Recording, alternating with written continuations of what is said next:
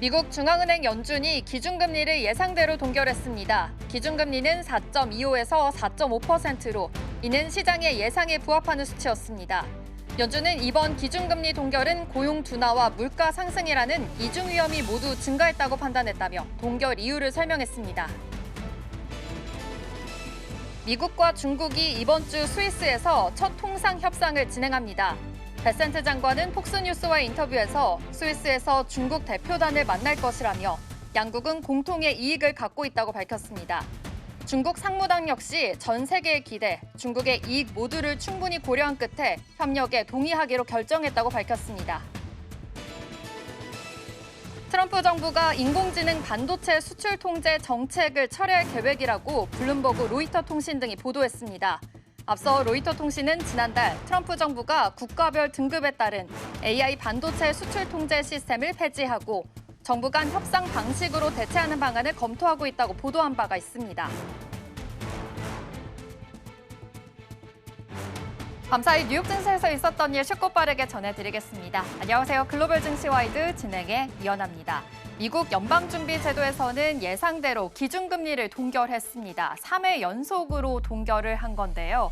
이 파월 의장은 관세 인상이 지속될 시에 물가 상승과 성장 둔화에 대한 우려를 표했습니다.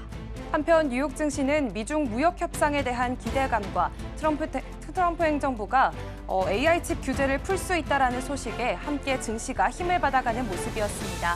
3대 지수 모두 강세로 마무리를 지었는데요. 자세한 마감 상황 살펴보시죠. 네, 오늘 기술주 중심의 나스닥 0.27% 상승했습니다. S&P 500 지수 0.43% 상승한 모습이고요. 다우존스 지수까지 0.7% 상승한 모습으로 3대 지수 모두 강세를 보였습니다. 이어서 살펴보도록 하겠습니다. 10년 만기비 국채금리는 1.13% 하락한 모습이고요. 필라델피아 반도체 지수는 1.7% 급등세를 보였습니다. WTI 국제유가는 1.9% 떨어지는 모습이었는데요. 제롬 파월 연준 의장이 기자회견에서 불확실성이 커지고 있다고 언급하면서 국제유가는 급락세를 보였습니다. 배럴당 57달러 선에서 거래가 됐습니다. 그렇다면 히트맵 열어서 자세한 종목별 흐름들 체크해 보겠습니다. 미국과 중국의 경제 수장들이 스위스에서 만난다는 소식에 무역 갈등 완화 기대감이 커지면서 투심도 좀 살아나는 모습이었는데요. 다만 주가 지수의 상승폭은 제한적이었습니다. 한편 연준은 시장 예상대로 기준금리를 3번 연속 동결했습니다. 먼저 테크놀로지 서비스부터 살펴보시면 오늘 넷플릭스와 오라클 그리고 세일즈포스 나란히 1%가 넘는 강세를 보였습니다. 그리고 IBM과 서비스나우도 각각 1.7%, 1.8%대 오름세를 기록했고요. 또 팔란티어도 약보합권에서 움직이다가 장중 양전에 성공하면서 1.49%로 마감을 지었습니다. 반면 오늘 크라우드 스트라이크 홀딩스는 오늘 5% 가까이 밀리는 모습도 포착해 보실 수가 있겠습니다. 이어서 다른 섹터들도 함께 살펴보시죠. 다음으로 전자기술주 흐름 한번 체크해 보도록 하겠습니다. 장중 트럼프 행정부가 바이든 시절에 AI칩 수출 제한 조치를 폐지할 거란 소식이 전해지면서 반도체주들이 급등세를 보였는데요. 브로드컴과 마이크론은 나란히 2% 넘는 상승세를 보였습니다. 그리고 텍사스 인스트루먼트는 2.3%가량의 상승세 보여줬고요. 오늘 퀄컴도 3.15%가량 상승세 나타냈습니다. 한편 AMD는 어제 1분기 실적과 2분기 전망이 기대 이상이었지만 주가는 한때 약세를 보이다가 장중 반등에 성공하면서 오늘 1.7% 오름세로 장을 마무리 지었습니다.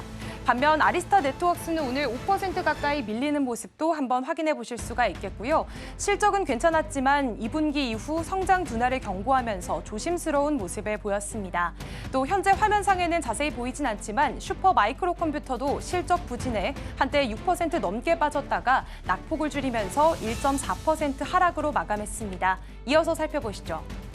오늘 금융주 쪽은 비교적 견조하게 마무리를 지었습니다. 좀 초록불을 켠 모습 확인해 보실 수가 있겠는데요.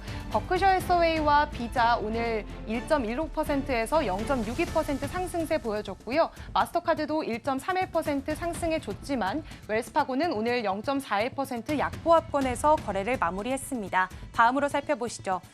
어제장에서 크게 밀렸던 의료기술 섹터가 오늘은 다행히 전반적으로 반등에 성공하는 모습이었습니다.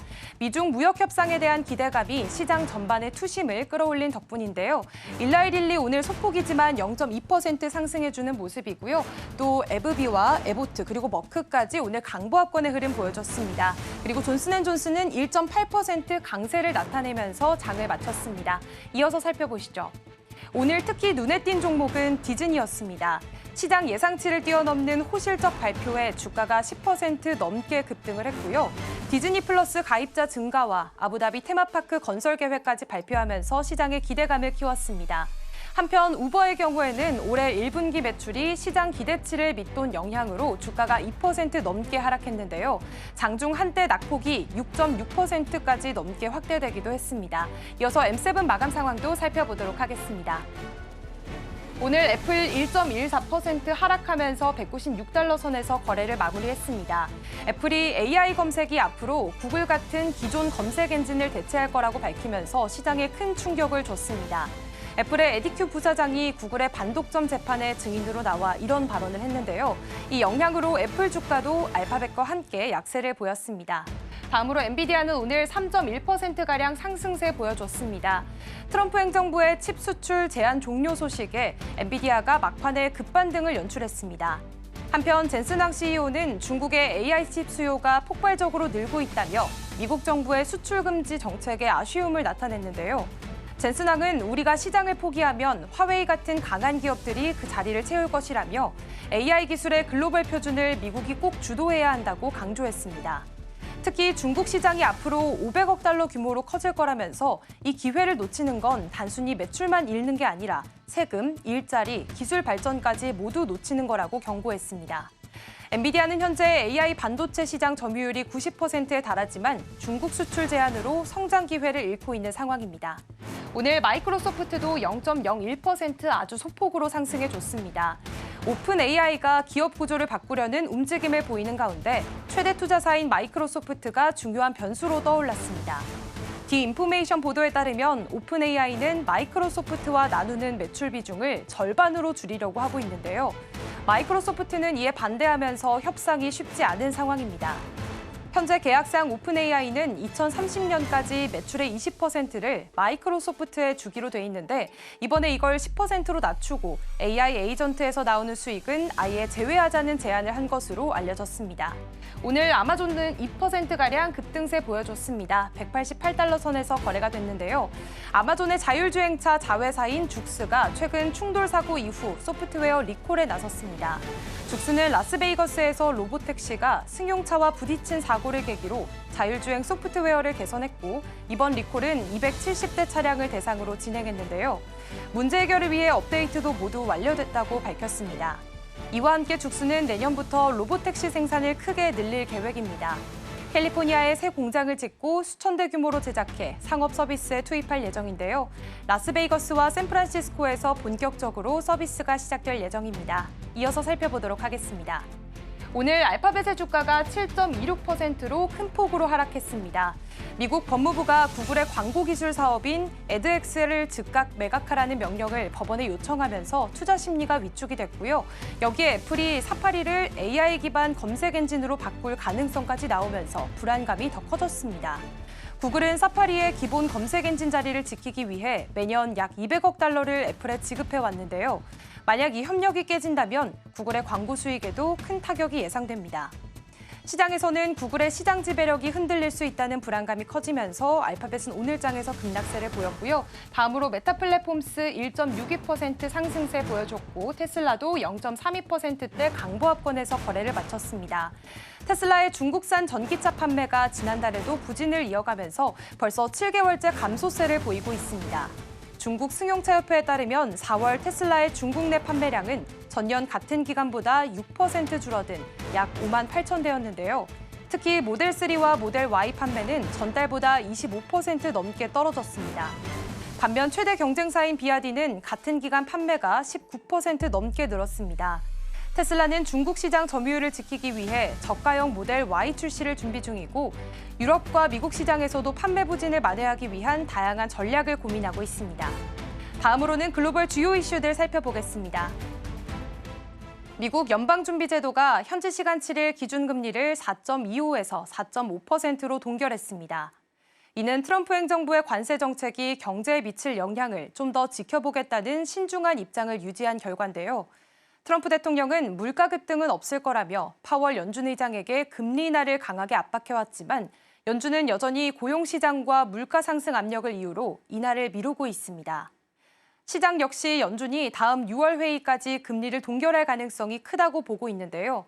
미국의 고용은 여전히 견조한 반면 소비자 기대 인플레이션은 6.5%로 1981년 이후 최고치를 기록해 연준이 서두를 이유는 없다는 분석입니다. 한편 트럼프 대통령은 금리 인하 압박은 이어가면서도 파월 의장 해임은 고려하지 않겠다고 밝힌 바 있습니다. 미국과 중국이 무역 전쟁 이후 처음으로 이번 주 스위스에서 공식 대화를 가집니다. 미국 재무부는 스콧 베센트 재무장관이 현지 시간 8일 스위스에서 중국의 허리펑 부총리와 회담을 진행한다고 밝혔는데요. 두 나라는 트럼프 행정부 출범 이후 고율 관세를 주고받으며 긴장을 이어왔습니다. 이번 회담이 미중 무역 갈등 완화의 전환점이 될지 주목되는데 중국은 상호 존중과 평등한 협의를 강조하며 강경한 입장을 고수하면서도 대화에는 동의한 상태입니다. 트럼프 대통령도 최근 중국과 협상 가능성을 언급하며 중국이 경제적으로 큰 고통을 받고 있다고 밝힌 바 있습니다. 베센트 장관은 이번 회담 외에도 미국이 주요 무역국들과 무역 합의를 발표할 가능성을 시사했는데요. 전문가들은 이번 회담 결과가 글로벌 무역 환경에도 큰 영향을 미칠 것으로 보고 있습니다. 지금까지 글로벌 시황과 이슈 전해드렸습니다.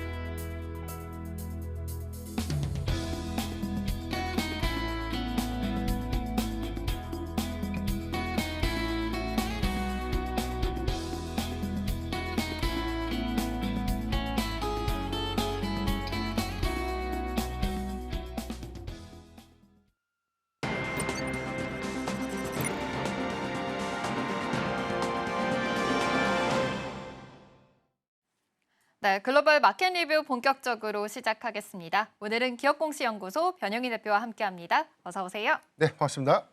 네, 오늘 대표님과 함께 만나볼 헤드라인부터 바로 살펴보겠습니다. 미중 관세 전쟁 완화 시그널 부각, 증시 전망은입니다. 일단 간밤에도 정말 다양한 이슈들이 쏟아졌습니다. 일단 FOMC 회의에 대한 기자회견이 있었고요. 또 이 무역 협상에 대한 이야기도 오고 갔습니다. 대표님과 자세한 이야기 나눠보도록 하겠습니다. 일단 FOMC 회의에 대한 이 기자회견이 열렸습니다. 예상대로 기준금리는 동결이 됐습니다. 하지만 이 FOMC 회의를 앞두고 경계감이 좀 더 짙은 모습이었었는데 이거를 연속으로 하락하는 흐름을 보였던 뉴욕 증시가 그래도 간밤에는 상승을 해줬습니다. 간밤 미국 증시부터 체크를 한번 해보겠습니다. 네, 우선 FOMC에서 5월 금리 동결을 했습니다. 3연속 동결이 됐는데 어느 정도 시장의 전망치를 반영했던 수치이기 때문에 사실 좀 다른 것은 없었다라고 좀 보면 좋을 것 같고요.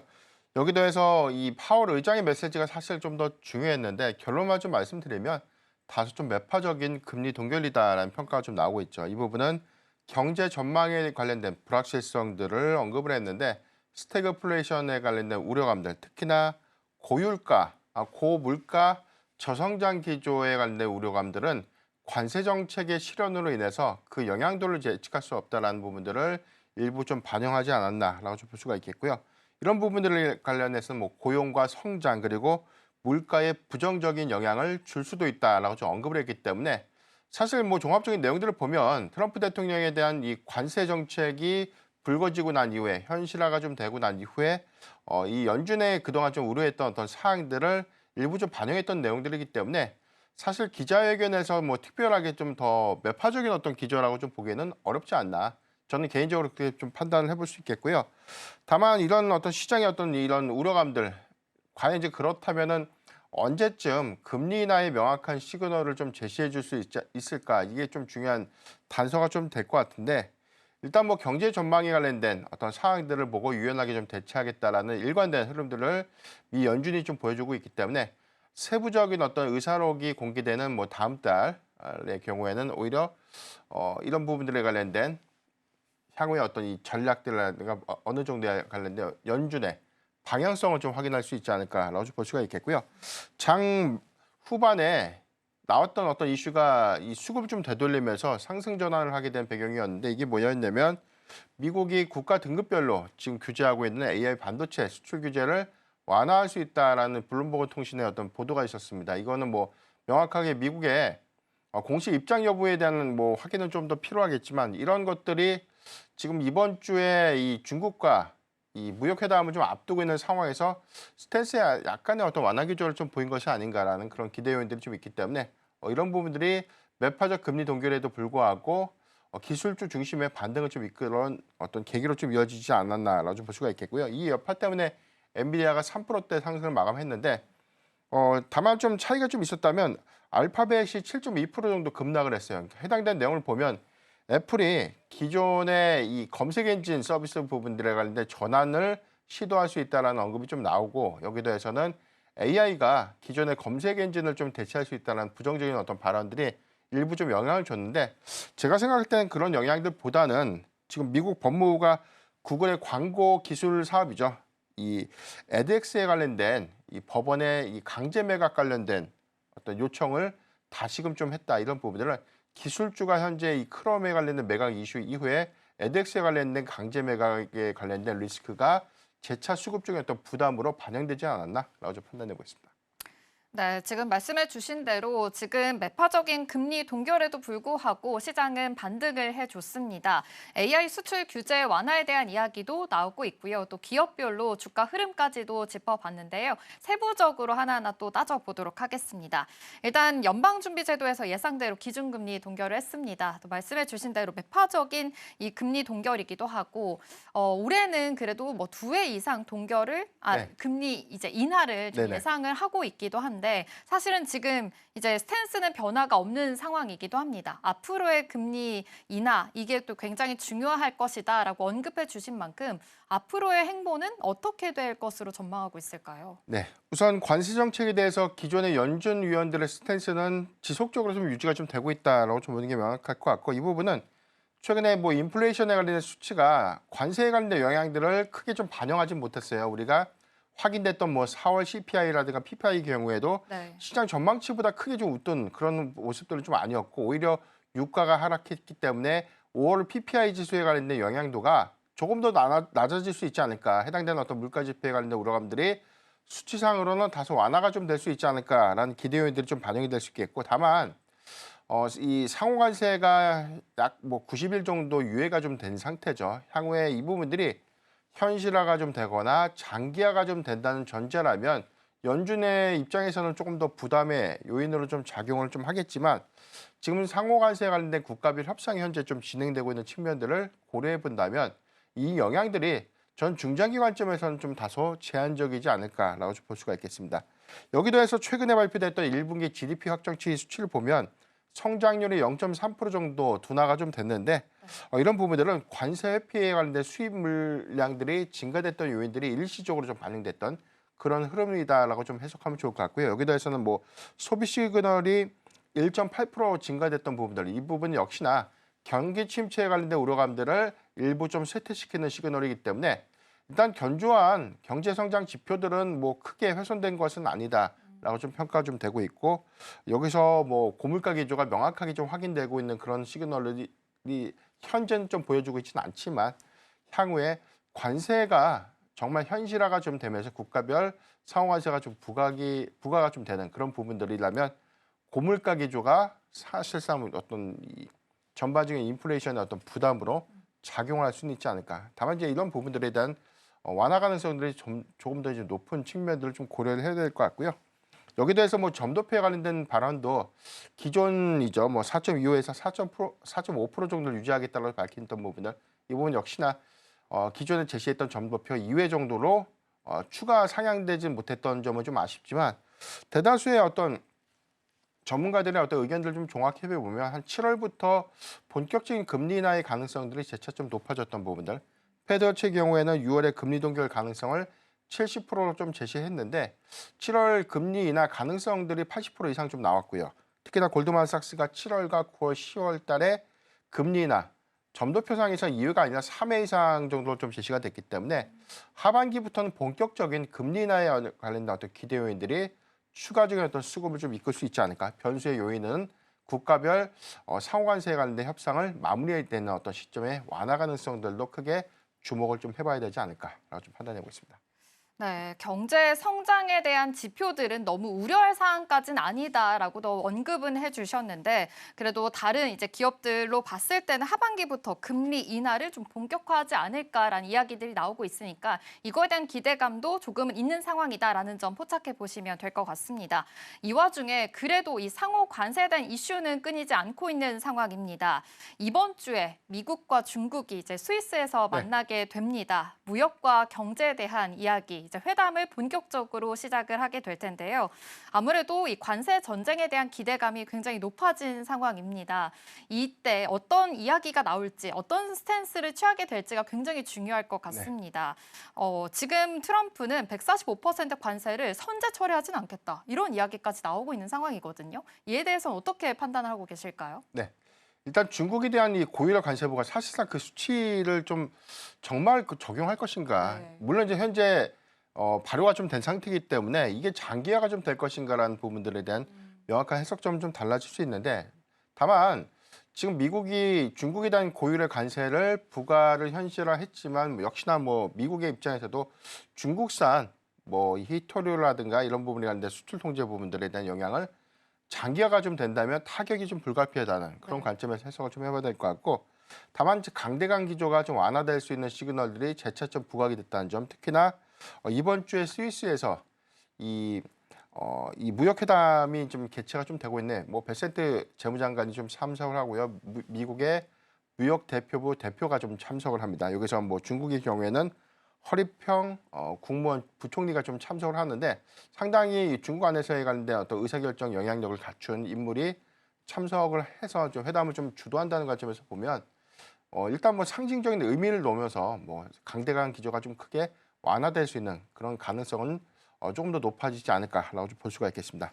다만 이제 중국의 보수적인 스탠스를 좀 감안을 해야 될 것 같은데 이전부터 좀 강조했던 부분들이 미국의 태도가 좀 중요하다. 지금 현재 이 관세 부과에 관련된 초기 부분은 중국의 경우에는 굉장히 큰 압박을 좀 가하면서 마치 뭐 중국에 관련된 어떤 종합적인 어떤 규제 여건들을 대폭 좀 강화하는 그런 부분들이 중국의 입장에서 상당한 어떤 이 부담감 내지는 회피로 좀 이어졌던 그런 스탠스가 일단 완화 기조를 좀 보였다는 점, 특히나 뭐 미국이 최근에 대중 관세 부과에 관련된 인하 가능성들을 재차 좀 시사했던 점들, 여기 대해서 유화적인 메시지를 재차 좀 보였던 점, 그리고 뭐 오늘 뭐 발표됐던 뭐 이 반도체에 관련된 수출 규제가 완화될 수 있는 시그널 이런 것들은 종합적으로 봤을 때 뭐 중국의 유화적인 어떤 정책을 이끌어내면서 관세 관련 협상을 잘 타결하고자 하는 어떤 의지도 반영이 좀 되지 않을까라고 볼 수 있기 때문에 단기적으로 관세를 협상 마무리를 할 수 있다는 관점 이 부분 좀 회의적이지만 그래도 이전의 강대강 구조가 사실상 좀 완화될 수 있는 부분들이기 때문에 점진적으로는 어떤 이 분위기를 좀 전환시키는 중요한 어떤 계기가 좀 되지 않을까라고 좀 판단하고 있습니다. 네, 이제 드디어 진짜 이번 주에 스위스에서 만날 만큼 지금 대표님께서 말씀해 주신 대로 좀 점진적으로는 긍정적으로 나아갈 수 있지 않을까 이런 시그널까지 한번 확인을 해보겠습니다. 생산적인 대화가 좀 오고 갔으면 좋겠네요. 그렇다면 테슬라 전기차 이야기도 한번 해보겠습니다. 지금 테슬라의 판매 부진이 계속해서 또 심각한 상황입니다. 유럽의 전기차 판매량이 4개월 연속으로 이제 부진한 상황이고요. 중국에서조차 지금 4월에 미끄러짐이 떨어지면서 7개월째 부진을 이어가고 있습니다. 이렇게 2년 정도를 최저치를 기록을 하고 있는데 이거에 대한 문제도 계속해서 좀 심각하게 대두가 되고 있는 것 같아요. 이거에 대한 전망은 또 어떻게 해석을 해볼 수 있을까요?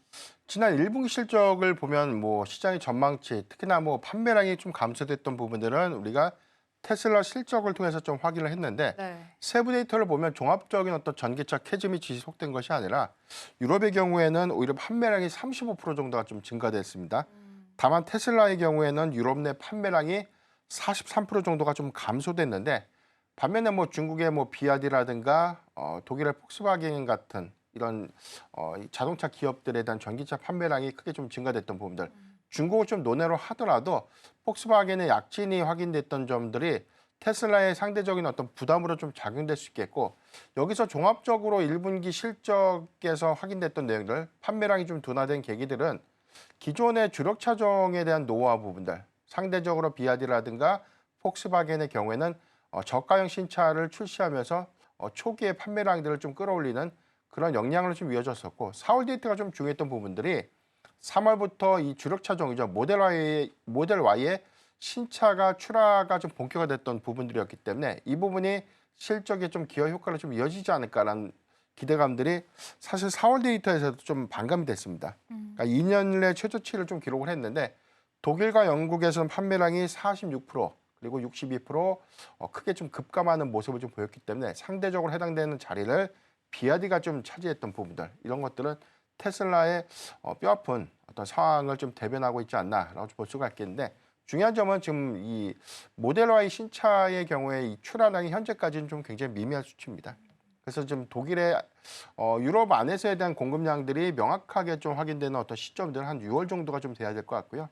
다만 이제 부분적으로 모델 Y에 관련된 어떤 선제적인 인도가 좀 시작되고 있기 때문에 유럽에서 일부 비약한 수준을 좀 보여주고 있겠지만 5월부터는 본격화되는 어떤 출하량들이 글로벌 판매량들을 좀 더 견인하지 않을까. 그래서 해당되는 수치는 모델 Y의 출하량들이 정식적으로 좀 반영되고 있는 5월과 6월 데이터를 조금 더 좀 주시를 해봐야 되지 않을까라고 볼 수가 있기 때문에 이 부분은 테슬라 입장에서 단기적인 1분기 실적 저점 이후에 2분기 회복 시그널들을 조금 더 주목해 볼 필요가 있지 않을까. 그리고 여기다 해서 뭐 미국의 경우에도 최근에 한 6.8% 정도 점유율이 좀 하락했어요. 이 부분은 GM이 11%대까지 좀 치고 올라오는 어떤 계기가 좀 됐는데 종합적으로 보면 미국 안에서에 관련된 어떤 전기차 판매량이 지속적으로 좀 증가되고 있는 시그널들은 확인되고 있기 때문에 역시나 신차의 어떤 출시를 좀 앞두고 있는 대기 수요를 조금 더 주목해보자라고 좀 판단해 보겠습니다. 네, 전기차에 대한 기대감은 여전히 살아있는 상황인 거고 유럽 공급이 이제 6월부터 본격화가 될 전망이니까 이제 2분기 이후의 실적 발표도 계속해서 주시를 해볼 필요가 있다라고도 말씀을 해주셨습니다. 그렇다면 이제 앞서서 말씀해주신 이 AI 반도체 이 수출 통제에 대한 이야기도 해봐야 될 것 같습니다.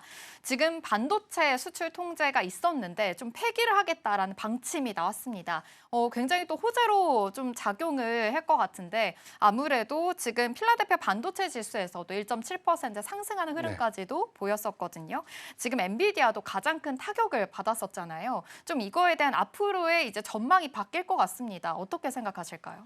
네, 속보로 좀 나왔던 내용이기 때문에 이게 만약에 정말 미국의 공식적인 어떤 미국 행정부의 어떤 공식적 입장이 나오는 게 좀 중요할 것 같고 만약에 이런 완화 기대감들이 좀 높아지는 부분들은 분명 엔비디아의 그동안의 어떤 이 중국 수출 규제에 관련된 불확실성들이 완화될 수 있는 긍정적인 어떤 기대 요인들이 좀 되지 않을까라고 볼 수 있겠고요. 지난 6일에 발표됐던 밀컨 컨퍼런스 2025에서 엔비디아의 젠슬랑 CEO가 이런 말을 했습니다.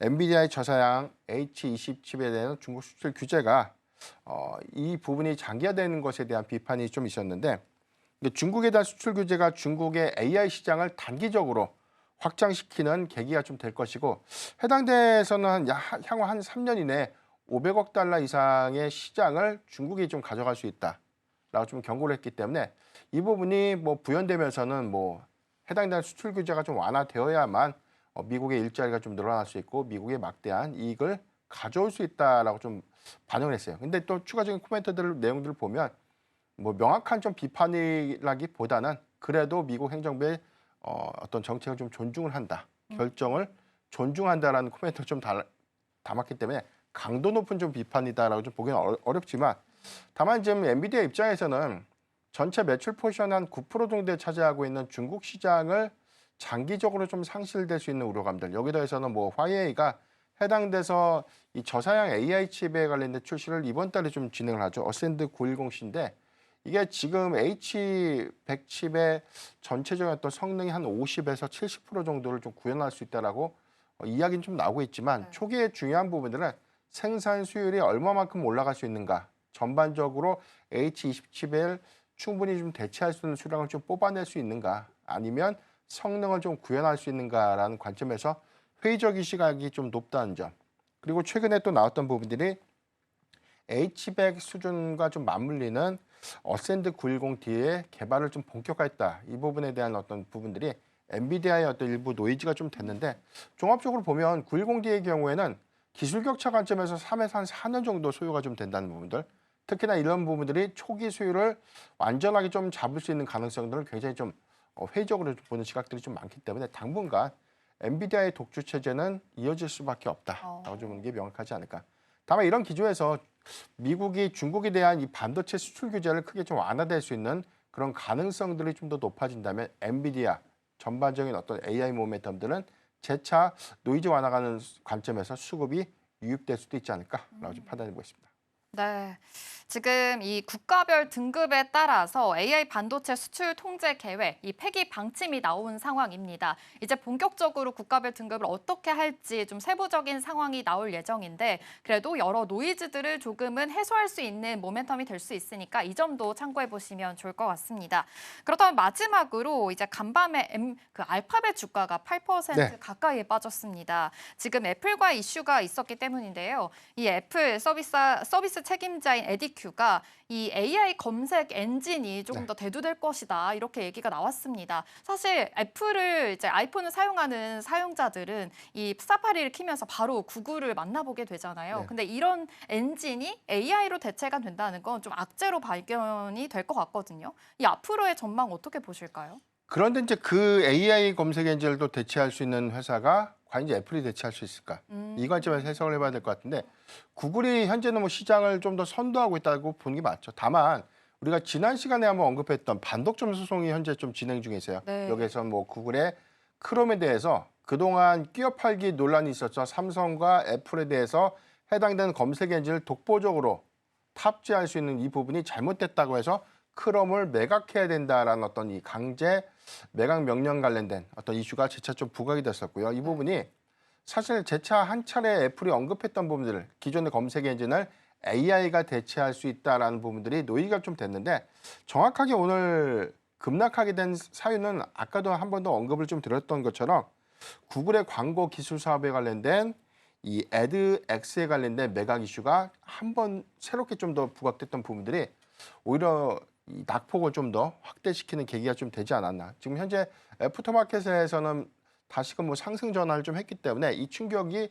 완충될 수 있는 부분들을 좀 더 확인은 좀 필요하겠지만, AI 검색 엔진에 관련된 시장도 역시나 구글이 전체 글로벌 시장 점유율 한 60% 정도를 차지하고 있다는 점을 좀 감안할 때 이 부분에 관련된 어떤 영향도에 대한 확대 해석은 다소 좀 무리가 있다라고 좀 저는 개인적으로 판단하고 있습니다. 지금 이 부분에 관해서는 그래도 너무 투자 확대 해석까지는 좀 우려가 있다라는 말씀까지 해주셨습니다.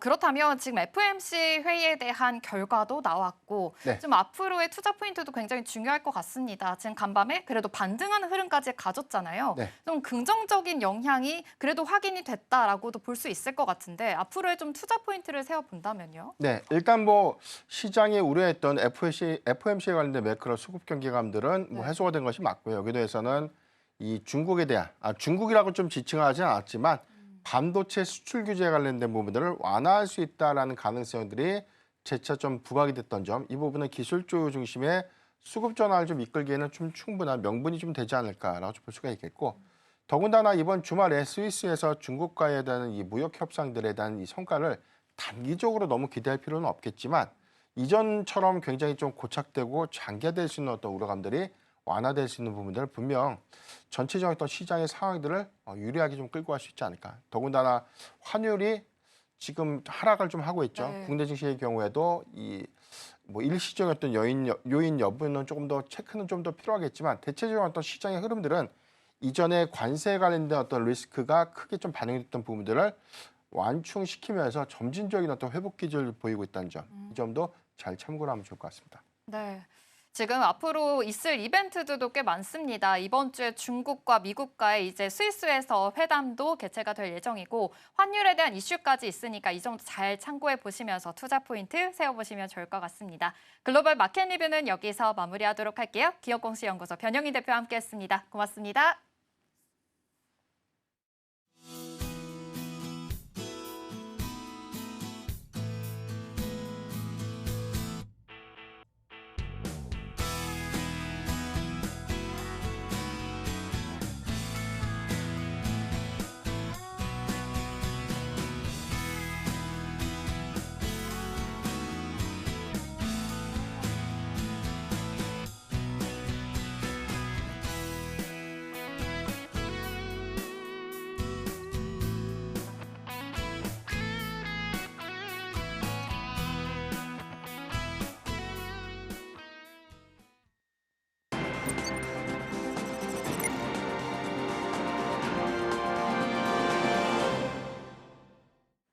오늘 아침 코인 시황과 이슈 분석, 거기에 코인 지식 한 스푼까지 얻어가는 시간 코인 라이브. 먼저 코인 한 스푼으로 열어보겠습니다.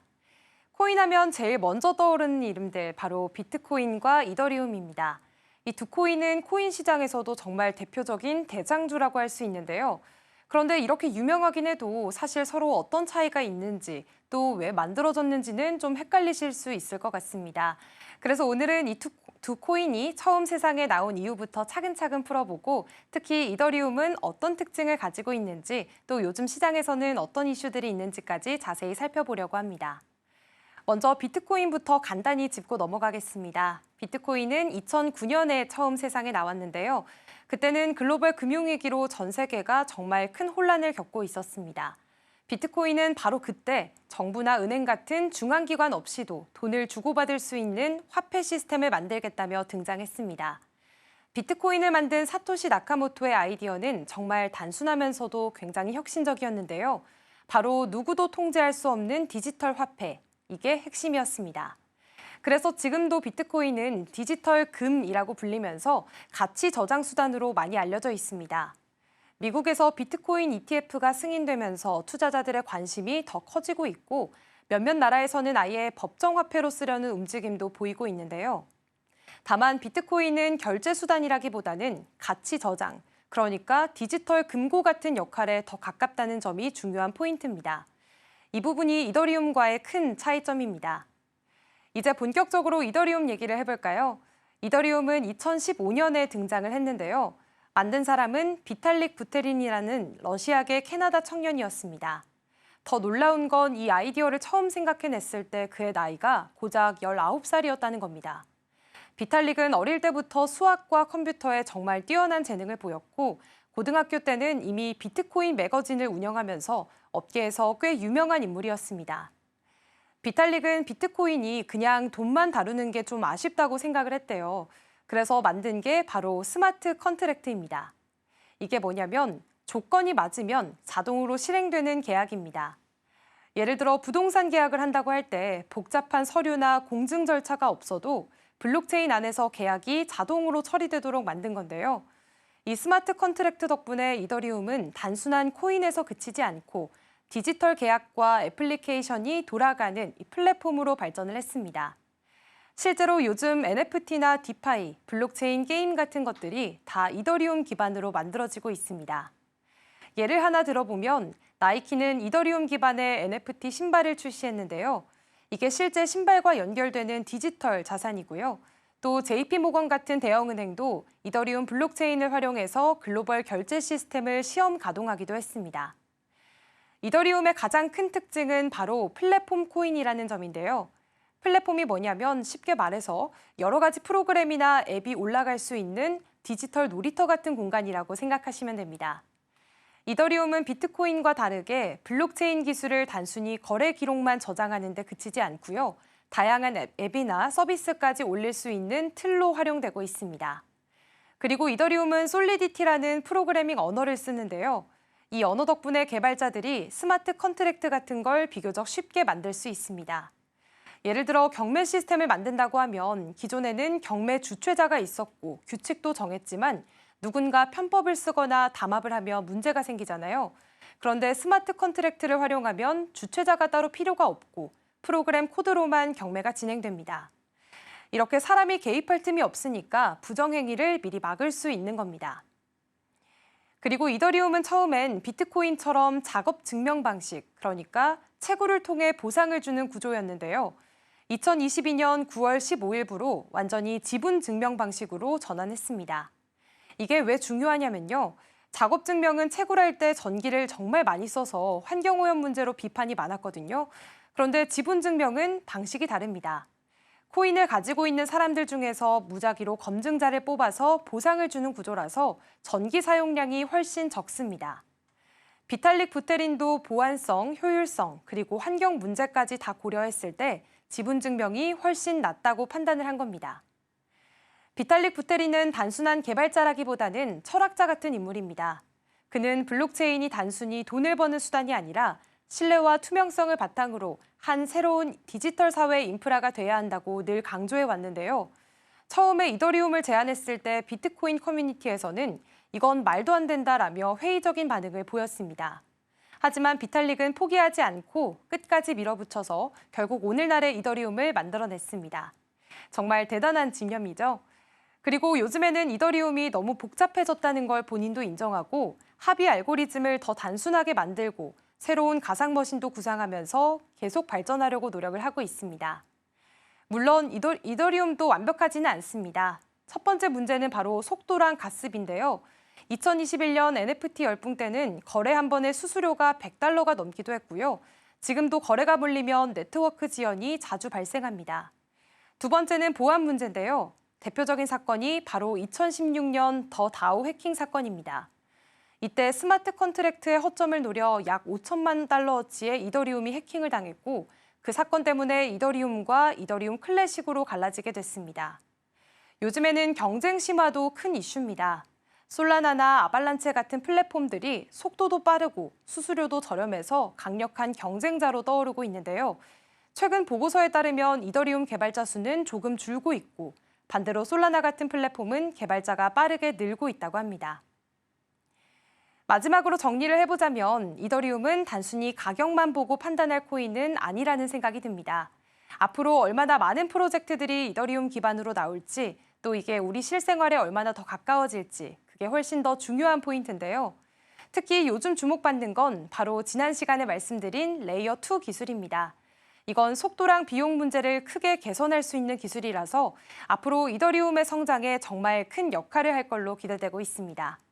오늘은 이렇게 비트코인과 이더리움의 차이, 그리고 이더리움의 탄생부터 철학, 그리고 최신 이슈까지 쭉 살펴봤습니다. 그렇다면 계속해서 현재 코인 시황도 함께 살펴보도록 하겠습니다. 먼저 3대 암호화폐 시장입니다. 오늘 3대 암호화폐 시장 모두 상승불 켜줬습니다. 비트코인 2.8%가량 상승해주면서 9만 7천 달러 선을 상회하는 움직임 보이고 있고요. 이더리움도 2.22% 상승해주면서 1,800달러 지지선을 넘긴 모습도 확인해 볼 수가 있겠습니다. XRP는 소폭이지만 0.89% 상승해주면서 2.1달러 선을 견고하게 지키고 있는 모습도 파악해 볼 수가 있겠습니다. 이어서 주요 8가지 알트코인도 살펴보겠습니다. 알트코인은 조금 엇갈린 흐름들 보여주고 있는데요. 솔라나 0.38% 상승해주면서 20만 원 선을 조금 더 단단하게 지켜내는 모습 확인해 보실 수가 있겠고요.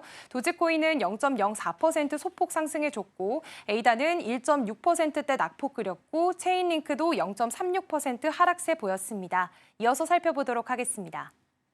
나머지 알트코인들은 모두 하락세 보여지고 있습니다. 수익코인과 시바이누는 0.1에서 2%가량 약세를 보이고 있고요. 아발란체는 2.5%로 낙폭이 큽니다. 27,700원 선에서 거래가 되고 있는 중이고요. 스텔라루멘도 1.2%가량 하락세 보였습니다. 그렇다면 다음으로 오늘 아침 빼놓을 수 없는 암호화폐 이슈 소식도 전해드리겠습니다. XRP가 $100, $500, 심지어 $1000까지 도달할 수 있다는 전망이 온라인에서 활발히 논의되고 있습니다. 처음에는 비현실적으로 들리지만 실제 사용 사례를 보면 가능성이 전혀 없지 않다는 분석인데요. 암호화폐 분석가들은 XRP가 저비용 국제 송금을 위해 설계됐다며 스위프트 시스템의 하루 5조 달러 거래 중 10%만 차지해도 XRP 가격이 최대 50달러까지 오를 수 있다고 설명합니다. 또 은행들이 국제 결제용으로 묶어둔 27조 달러 규모의 자금을 XRP가 일부 대체할 경우 100달러까지 상승할 수 있다는 전망도 나왔습니다. 특히 리플이 은행 라이선스를 취득하거나 중앙은행과의 협력이 확대될 경우 500달러대까지 상승할 수 있으며 글로벌 파생상품 시장의 일부 결제에 XRP가 활용되면 1000달러도 가능하다는 시나리오가 제시됐습니다. 다만 현재는 법적 문제와 규제 불확실성이 발목을 잡고 있지만 이러한 장벽이 해소되면 빠른 변화가 예상된다는 평가입니다. 비트코인이 시가총액 200조 달러에 도달할 경우 파이 네트워크 코인 가격이 최대 190달러까지 상승할 수 있다는 전망이 나왔습니다. 암호화폐 전문 매체 코인게이프에 따르면 마이크로 스트래티지의 마이클 세일러는 비트코인이 2045년까지 200조 달러 시총을 기록할 것으로 내다봤습니다. 현재 약 2조 달러 수준에서 100배 성장한 수치인데요. 현재 파이 네트워크 시총은 약 40억 9천만 달러입니다. 비트코인과 함께 100배 성장할 경우 시총은 4,090억 달러로 코인 가격도 약 58달러까지 오를 것으로 예상됩니다. 더욱 낙관적인 시나리오로는 과거 최고치였던 134억 달러 시총을 회복하며 최대 190억 달러까지 상승할 가능성도 제기됐습니다.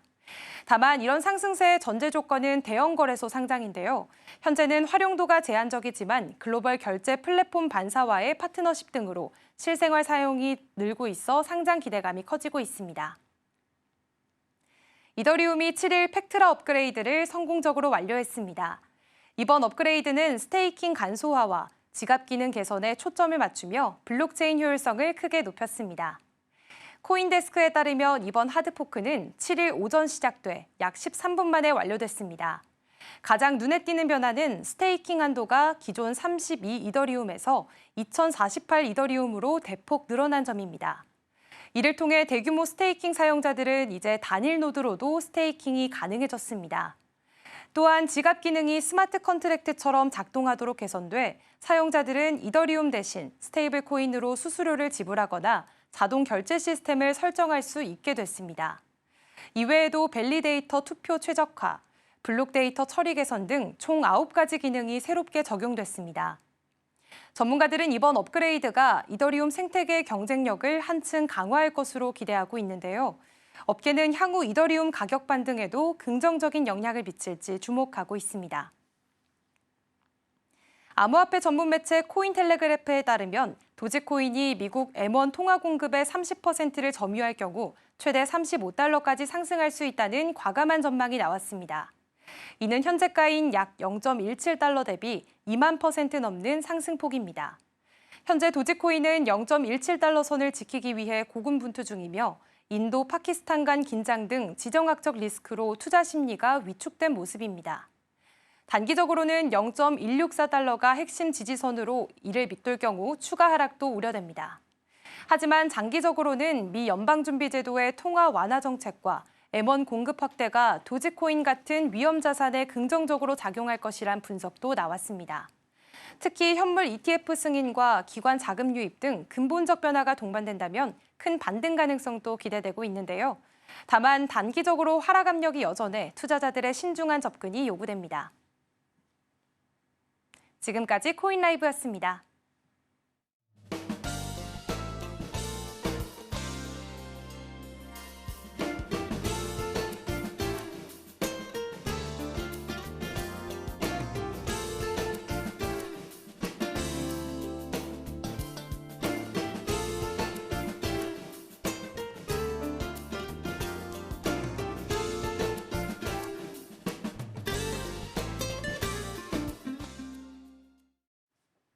(5월 8일) 목요일 글로벌 증시와이드가 준비한 소식은 여기까지입니다. 본 방송에서 제공하는 정보는 투자 판단을 위한 조언일 뿐 해당 종목의 가치와 수익률을 보장하지 않습니다. 이어지는 출발 증시와이드도 많은 시청 바랍니다. 함께해 주신 여러분 고맙습니다.